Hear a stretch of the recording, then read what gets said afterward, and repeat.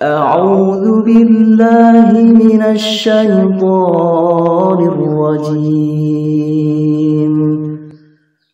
بسم الله الرحمن الرحيم Assalamualaikum warahmatullahi wabarakatuh. A'udzu billahi minasy syaithanir rajim. Bismillahirrahmanirrahim. Alhamdulillahi rabbil alamin. Wa bihi nasta'inu ala umuri dunya waddin. Wassalatu wassalamu ala sayyidina Muhammadin wa ala alihi wa sahbihi ajma'in. Amma ba'd. Saudaraku rahimakumullah, terkadang kita ingin mengirimkan Al-Fatihah, bacaan Al-Quran dan doa kepada orang yang telah meninggal dunia. Akan tetapi kita tidak tahu nama bin atau bintinya, alias asal keturunannya, atau bahkan kita tidak tahu nama lengkapnya. Lalu bagaimana caranya? Berikut ini kami sampaikan penjelasan tentang cara mengirim surat Al-Fatihah, bacaan Al-Quran dan doa kepada orang yang telah meninggal dunia. Jika kita tidak tahu nama bin atau bintinya, alias asal keturunannya, dan atau bahkan kita tidak tahu nama lengkapnya. Semoga bisa memberi manfaat untuk kita semuanya. Amin ya rabbal alamin. Sebenarnya mengirim Al-Fatihah dan doa kepada orang yang telah meninggal dunia itu sangatlah mudah. Syarat utama dan pertamanya adalah niat. Maksudnya kita niatkan dalam hati. Kalau bacaan Al-Quran atau lainnya yang kita baca itu, kita hadiahkan pahalanya kepada si mayit yang dituju. Jadi niat saja sebenarnya sudah cukup. Hanya yang lebih utama adalah menyertakan doa pada saat sebelum atau sesudahnya. Imam Ibnu Hajar dalam Tuhfatul Muhtaj menjelaskan, maka kesimpulannya adalah jika ia berniat pahala bacaan itu untuknya, yakni untuk si mayit, atau ia berdoa mengiringi bacaan itu agar pahalanya sampai untuknya, atau ia membaca di kuburnya, maka mayit memperoleh seperti pahala bacaannya, dan begitu pula orang yang membaca memperoleh pahala. Sulaiman Al-Jamal menerangkan, pahala bacaan Al-Quran adalah untuk yang membaca. Boleh juga pahala tersebut untuk mayit, namun dengan kehadirannya, atau ada niat, atau dijadikan pahala untuk mayit setelah membacanya. Imam Nawawi Al-Jawi dalam Nihayatuz Zain menyebutkan, Husain Al-Mahali dalam Kashful Lisam berkata, pahala bacaan untuk mayit bisa berhasil dengan meniatkannya saja, dan ia adalah mazhab 3 imam. Dan begitu pula membaca di sisi mayit, atau dengan niat pembacanya, kalau pahala bacaannya itu untuk mayit, atau dengan doanya untuk mayit mengiringi bacaannya. Permasalahannya, bagaimana jika kita tidak tahu identitasnya si mayit? Entah itu nama lengkapnya atau asal keturunannya. Pertama, yang paling utama adalah menyebutkan nama lengkap si mayit yang mau kita kirim bacaan Al-Quran dan doa, berikut dengan menyebutkan nama ayah atau ibunya.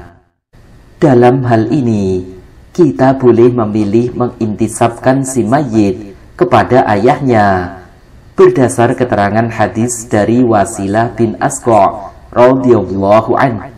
Ia berkata, Rasulullah Shallallahu Alaihi Wasallam bersama kita pernah mensolati seorang lelaki dari kaum muslimin.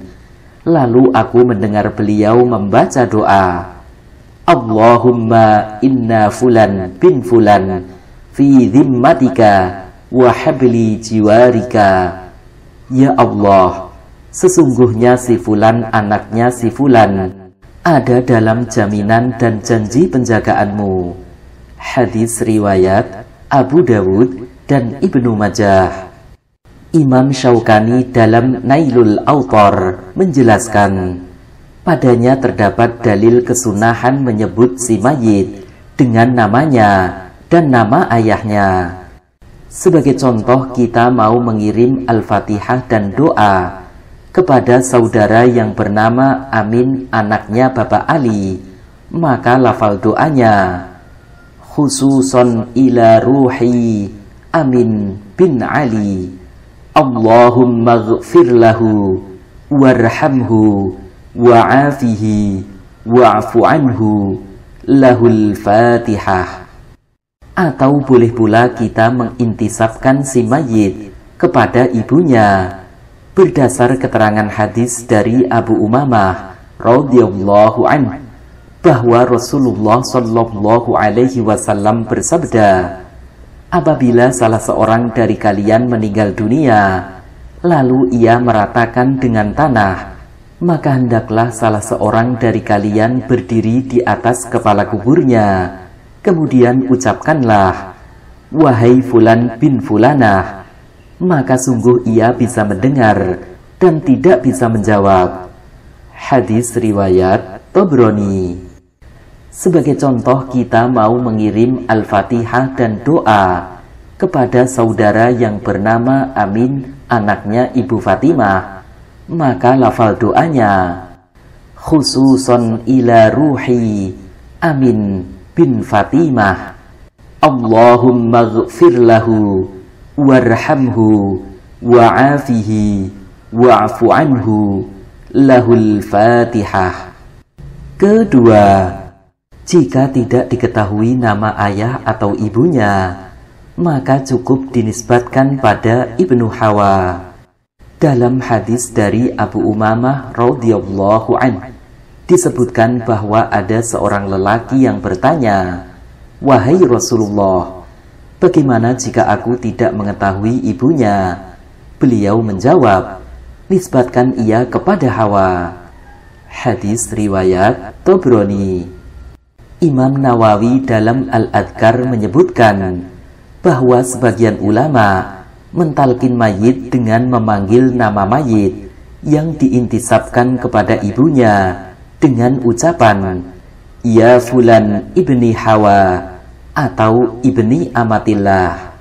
Sebagai contoh, kita mau mengirim Al-Fatihah dan doa kepada saudara Ahmad yang tidak diketahui nama ayah dan ibunya, maka lafal doanya, khususon ila ruhi Ahmad bin Hawa, Allahumma ghfir lahu warhamhu wa'afihi wa'fu anhu, lahul Fatihah.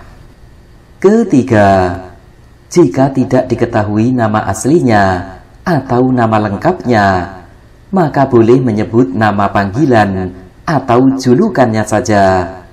Imam Ibnul Qayyim dalam kitab Ar-Ruh menyebutkan hadis dari Ibnu Abdil Bar dari Ibnu Abbas radhiyallahu anhu dari Nabi Shallallahu alaihi wasallam. Beliau bersabda, tidak ada seseorang yang melewati kuburan saudaranya yang mukmin yang ia mengenalnya, lalu ia uluk salam kepadanya, kecuali ia mengetahuinya dan menjawab ucapan salamnya. Abu Hurairah meriwayatkan hadis ini secara marfu' dan ia berkata, jika ia tidak mengenalnya dan mengucapkan salam kepadanya, maka ia atau si mayit menjawab salamnya.